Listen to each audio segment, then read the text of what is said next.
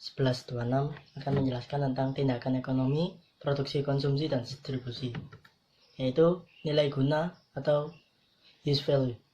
Ketika mendiskusikan tentang nilai guna, Marx mengatakan setiap benda yang berguna pasti memiliki nilai guna. Namun demikian, kegunaan itu bukanlah sesuatu yang melayang di udara. Kegunaannya ditentukan oleh sifat fisikal komoditi sehingga ekstensinya tidak bisa dipisahkan dari komoditi. Dalam Kritikyu, ia mengatakan nilai guna sebagai salah satu aspek dari komoditi, bersesuaian dengan eksistensi fisikal sebuah komoditi. Sebagai contoh, ujarnya, sebagai komoditi, katakanlah besi, jagung, atau berlian. Sejauh itu merupakan benda material, memiliki guna-guna, merupakan sesuatu yang berguna. Selanjutnya, nilai tukar atau exchange value. Jika nilai guna berurusan dengan masalah kualitas, maka nilai tukar berkaitan dengan soal kuantitas. Misalnya, jika nilai guna sebuah benda diukur dengan kegunaannya dan berakhir dengan konsumsi, maka nilai tukar diukur dari seberapa bisa benda tersebut dijual dan berakhir dengan pertukaran. Yang ketiga, produksi. Dalam Kamus Besar Bahasa Indonesia, produksi diartikan sebagai proses mengeluarkan hasil atau penghasilan. Pengertian produksi mencakup segala kegiatan, termasuk prosesnya yang dapat menciptakan hasil, penghasilan, dan pembuatan. Dengan demikian, produksi dapat didefinisikan sebagai proses dari segala kegiatan untuk membuat atau menghasilkan sesuatu. Yang keempat, pandangan para pakar sosiologi tentang produksi. Para tokoh teori sosiologi klasik telah berbicara tentang produksi. Sudut pandang dan isi teori yang dikembangkan oleh para tokoh teori tersebut beragam. 1. Karl Marx 1818 sampai 1883. Apa yang membedakan manusia dengan makhluk lain? Kata Marx, kerja.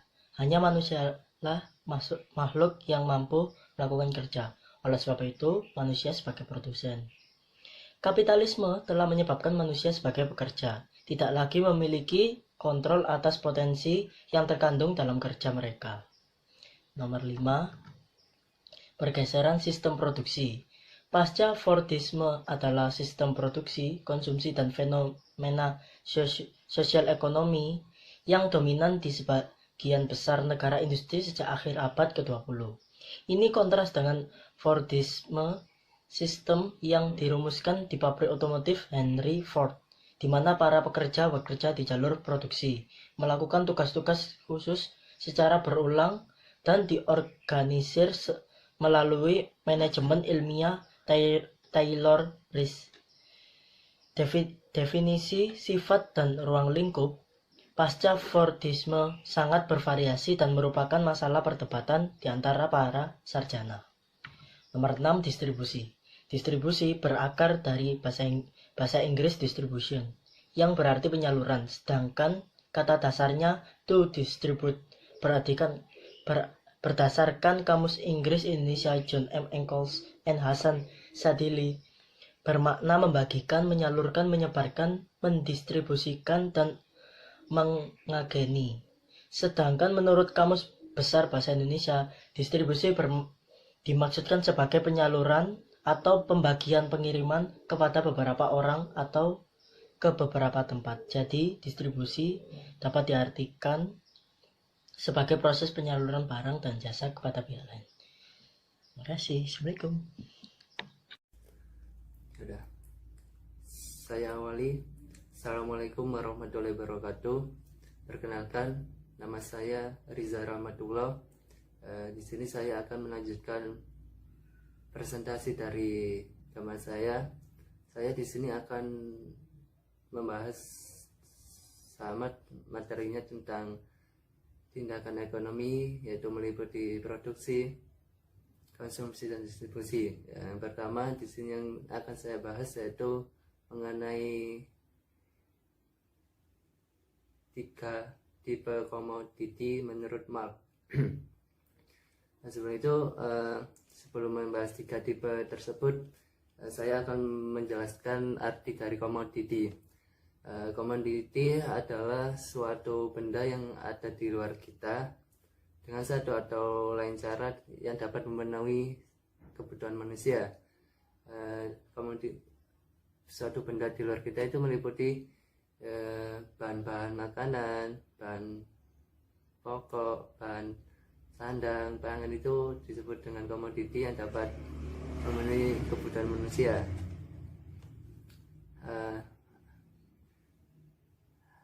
Di sini Karl Marx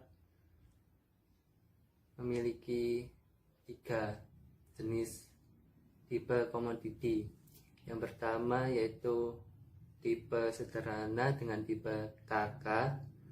Yang kedua, bentuk lanjut dari tipe yang pertama dengan tipe KUK.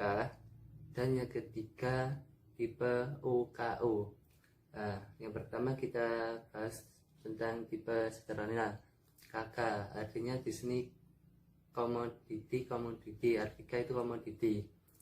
Di sini yaitu KK itu suatu komoditi tersebut dapat ditukarkan langsung dengan komoditi lainnya, atau istilahnya disebut dengan istilah barter.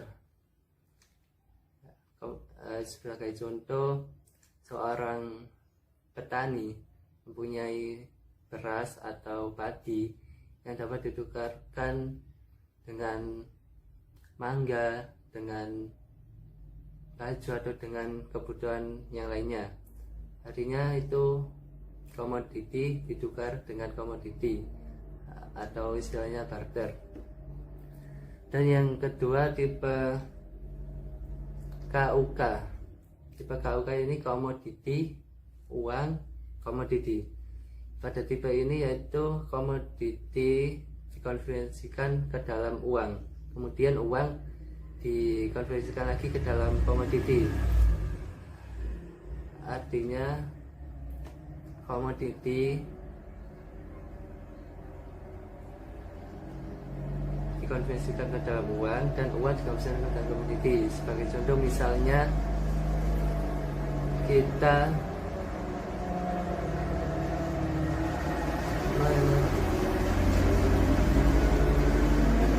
menjual, atau nelayan menjual ikannya kepada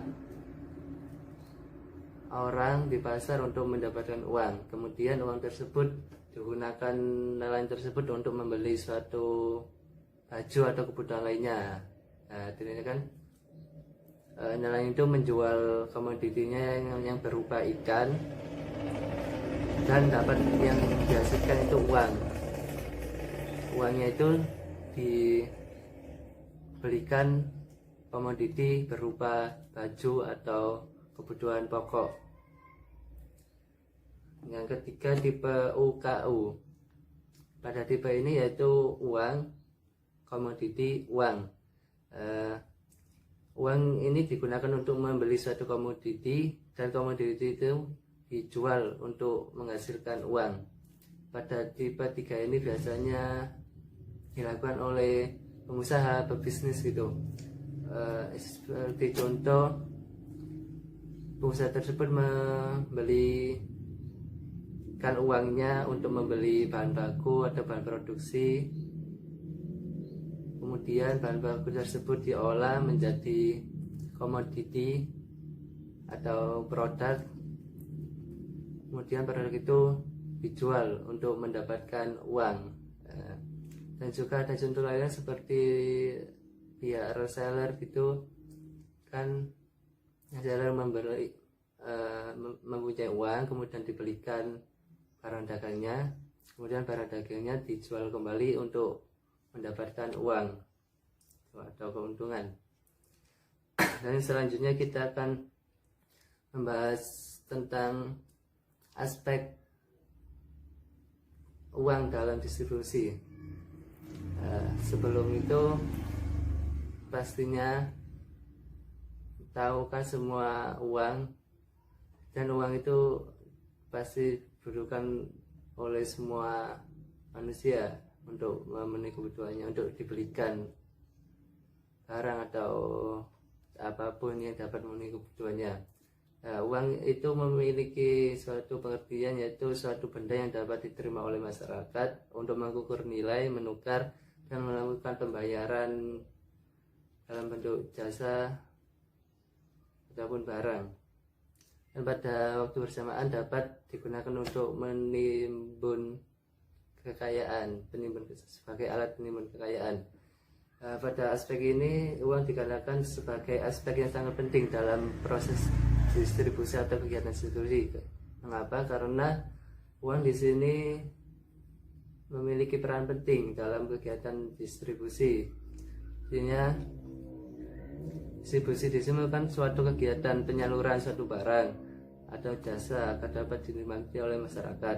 Dalam kegiatan ini, aspek uang merupakan aspek yang paling dibutuhkan dalam kegiatan distribusi karena uang digunakan sebagai media pertukaran barang atau jasa. Uang di sini memerankan peran yang sangat penting, bahwa uang menjadi alat penyederhanaan rasio jumlah pertukaran dan pendistribusian suatu barang dan jasa.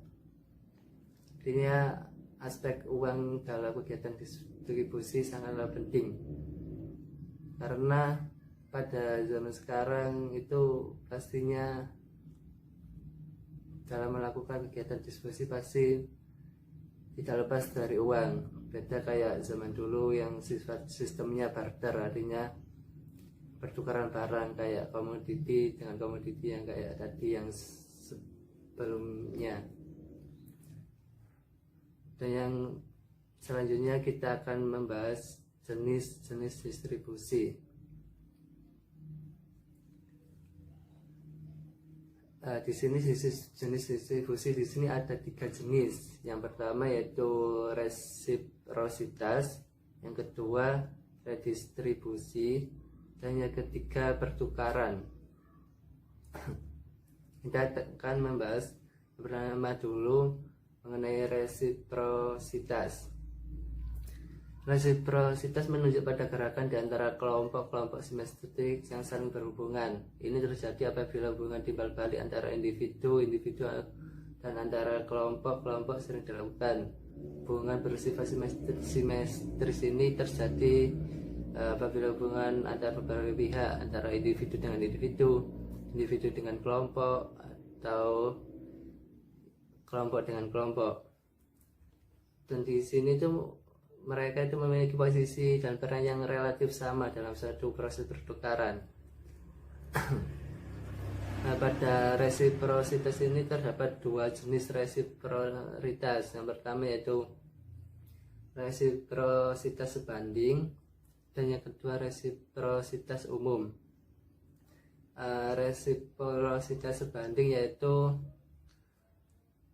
kewajiban membayar atau membalas kembali kepada orang, atau seringkali langsung dan terjadwal. Dan yang kedua itu resiprositas umum, adalah kewajiban memberi atau membantu orang atau kelompok lain tanpa mengharapkan pengembalian, pembayaran atau balasan secara langsung. Dan yang kedua itu jenis distribusi kedua itu namanya redistribusi.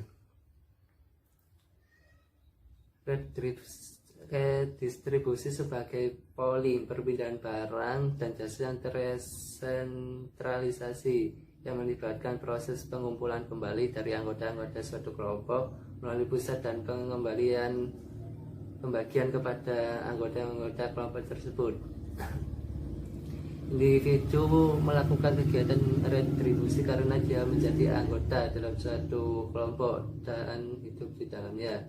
Nah, seperti contohnya yaitu pemerintah menarik pajak kepada masyarakat yang nantinya akan didistribusikan kembali dalam bentuk barang atau jasa yang berupa infrastruktur, layanan kesehatan, dan lain sebagainya. Dan yang jenis distribusi yang ketiga yaitu pertukaran atau exchange. Pertukaran yaitu merupakan distribusi yang dilakukan atau terjadi melalui pasar. Ini terjadi melalui pasar. Sedangkan konsep pasar berakar dari kata Latin mercatus yang bermakna sebagai perdagangan atau tempat berdagang. Dengan demikian terkandung 3 arti yang berbeda di dalam makna tersebut. Sebenarnya yang pertama pasar dalam artian secara fisik, dan yang kedua pasar sebagai tempat pengumpulan, dan yang ketiga sebagai hak atau ketentuan yang legal tentang suatu pertemuan pada suatu tempat pasar. Nah, dalam kajian sosiologi dijelaskan pasar dibedakan antara pasar sebagai tempat pasar dan pasar sebagai tempat pasar merupakan bentuk fisik di mana barang dan jasa dibawa untuk dijual dan di mana pembeli bersedia untuk membeli barang dan jasa tersebut. Sedangkan pasar market dilihat oleh sosiologi sebagai suatu institusi sosial, yaitu suatu struktur sosial yang memberikan tatanan siap pakai bagi pemecah persoalan kebutuhan dasar kemanusiaan, khususnya kebutuhan dasar ekonomi dalam distribusi barang dan jasa. Oleh sebab itu, pasar bisa dipandang sebagai serangkaian hubungan sosial yang terorganisasi seputar proses jual beli sesuatu yang berharga. Yang kita bahas selanjutnya itu tentang konsumsi. Pengertian konsumsi. Ada ahli yang namanya Don Slater itu menjelaskan bahwasanya konsumsi adalah bagian manusia dan aktor sosial dengan kebudayaan yang dimilikinya berhubungan dengan sesuatu itu berupa material, barang simbolik, jasa atau pengalaman yang dapat memuaskan mereka. Berhubungan dengan suatu yang dapat memuaskan mereka itu yang dapat dilakukan dengan cara seperti menikmati, menonton, melihat, memperhatikan, menghabiskan, mendengar, dan lain sebagainya. Di sini Karl Marx juga memiliki pandangan tentang suatu konsumsi. Pandangan Marx itu bahwasanya konsumsi itu ada 2 jenis, yaitu konsumsi substansi dan konsumsi mewah. Konsumsi substansi merupakan alat-alat konsumsi yang diperlukan atau yang memasuki konsumsi kelas pekerja. Dengan kata lain, konsumsi substansi ini merupakan konsumsi yang diperlukan oleh kelas pekerja, seperti sandang, pangan, dan papan. Nah, yang kedua itu konsumsi mewah, adalah alat konsumsi mewah yang hanya memasuki kelas atas atau kelas elit kapitalis, bisa dikatakan. Konsumsi ini seperti emas, mobil, rumah yang mewah, dan kebutuhan-kebutuhan yang mewah. Ini bisa disamain dengan kebutuhan primer sekunder kalau salah itu. Nah, dan masih banyak para ahli yang menjelaskan tentang arti dari konsumsi, seperti ada Emil Durkheim, kemudian Mark Weber, dan masih banyak lainnya yang menjelaskan tentang konsumsi. Sekian yang dapat saya jelaskan pada kesempatan ini. Kurang lebihnya saya mohon maaf yang sebesar-besarnya. Akhirul kalam, saya akhiri. Wassalamualaikum warahmatullahi wabarakatuh. Saya akan menjelaskan konsumsi dalam masyarakat prakapitalis, yang dimana menurut pendapat Don Slater 1997 yang menyatakan bahwa konsumsi selalu dan dimanapun dipandang sebagai suatu proses budaya. Dengan menggunakan pandangan Slater tersebut, maka dapat dikatakan konsumsi pada masyarakat prakapitalis merupakan suatu proses budaya.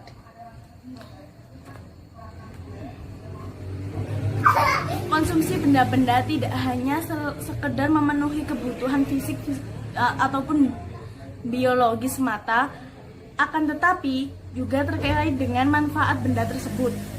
Yang kedua, konsumsi sebagai pembeda antara kehidupan profan dan kehidupan sakral, yang dimana kita mulai dengan contoh tentang makna ketika berbagai macam buah yang tersusun dan tertata rapi dan menarik dalam keranjang kecil diletakkan di atas meja makan, dengan ketika buah yang beserta keranjangnya diletakkan di bawah pohon beringin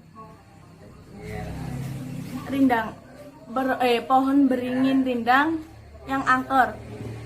Buah dalam keranjang di atas meja makan mempunyai makna sebagai konsumsi dalam dunia profan, konsumsi dalam suatu kehidupan keseharian, sedangkan keranjang buah yang ditaruh pohon beringin rindang dan angker maknai sesajen, konsumsi dalam kehidupan suci, konsumsi dalam kehidupan sakral, yang memberikan pemaknaan suatu konsumsi itu merupakan bagian dari kehidupan profan atau bagian dari kehidupan sakral. Penciptaannya adalah individu-individu atau kelompok individu yang lain. Makna tersebut di proses penciptaan makna berlangsung dalam suatu interaksi sosial. Sekali suatu makna telah dibangun, makna tersebut akan mengalami proses objektivitasi, yaitu suatu proses di mana pengalaman individu-individu tersebut mengkristal menjadi suatu kenyataan yang bersifat diobjektifkan umum. Bersifat objektif maksudnya adalah suatu kenyataan yang berada di luar atau individu yang membentuknya. Yang ketiga, konsumsi sebagai identitas. Identitas secara sederhana dipahami sebagai suatu pertanyaan tentang diri, yaitu siapa aku, berkaitan dengan ruang dan waktu sosial.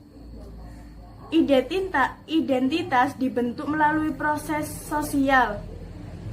Sekali suatu identitas mengkristal, ia akan pelihara, dimodifikasi, atau bahkan diubah sama sekali melalui hubungan-hubungan sosial. Konsumsi sebagai yang terakhir adalah konsumsi sebagai stratifikasi sosial, yang dimana konsumsi sebagai stratifikasi sosial didefinisikan sebagai penggolongan individu secara vertikal berdasarkan status yang dimiliki dalam dunia keseharian. Status dapat merupakan sesuatu yang diusahakan atau juga dapat merupakan sebagai sesuatu yang diwariskan. Status yang diusahakan adalah status yang dicapai melalui usaha atau perjuangan dari individu satu kelompok dalam masyarakat. Sedangkan status yang diwarisi merupakan status yang disebabkan oleh kelahiran seseorang dari orang yang berasal dari kelompok tertentu. Dengan adanya stratifikasi sosial, maka tidak akan sama konsumsi wasit, pelatih, pemain, atau penonton dalam lapangan, dan tidak akan sama juga konsumsi direktur, kepala bagian, karyawan, atasan, dan bawahan dalam di sebuah kantor. Ada tambahan mengenai konsumsi sebagai identitas adalah identitas seseorang berkaitan dengan aspek sosial, budaya, ekonomi, politik, dan kehidupan pada konteks ruang dan waktu. Karena identitas berkaitan dengan konteks ruang dan waktu, maka identitas tersebut dimiliki bersama dengan orang lain dalam konteks ruang dan waktu bersama. Tetapi di sisi lain terjadi eksklusi, yaitu mengeluarkan orang atau kelompok dari suatu kelompok identitas karena perbedaan ruang dan waktu. Pada sisi lain, karena identitas berkaitan dengan berbagai aspek dari kehidupan telah memiliki banyak dimensi. Suatu pertanyaan tentang diri, yaitu siapa aku, berkaitan dengan ruang dan waktu sosial. Identitas dibentuk melalui proses sosial. Sekali suatu identitas mengkristal, ia akan pelihara, dimodifikasi, atau bahkan diubah sama sekali melalui hubungan-hubungan sosial.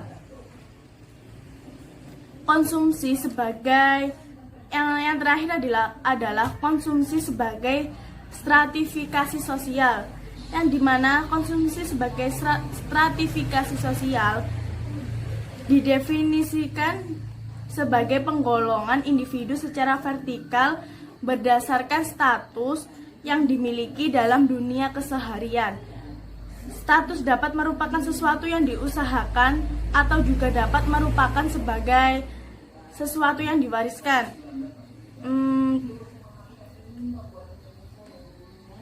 Status yang diusahakan adalah status yang dicapai melalui usaha atau perjuangan dari individu satu kelompok dalam masyarakat. Sedangkan status yang diwarisi merupakan status yang disebabkan oleh kelahiran seseorang dari orang yang berasal dari kelompok tertentu.